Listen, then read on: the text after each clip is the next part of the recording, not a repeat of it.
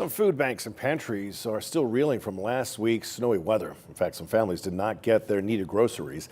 Fox 43's Robert Stover spoke with food bank officials in York County and shares how winter weather is challenging when it comes to food distribution.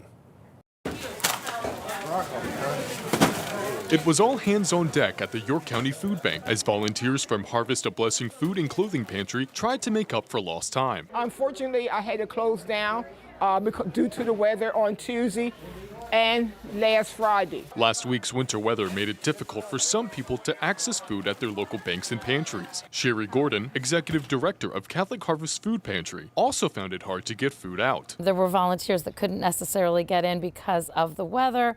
There were families that come to get food that weren't able to get here. Luckily, not all families went hungry. We tried to let people know in advance.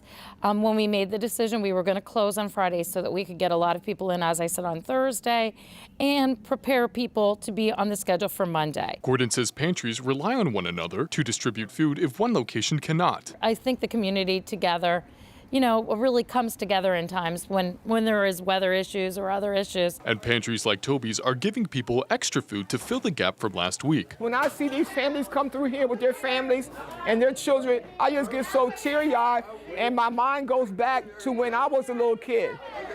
And we didn't get nothing like what these families are getting today. Toby and Gordon are expected to return to regular distribution by providing food to more than 150 families. Robert Stover, Fox 43 News.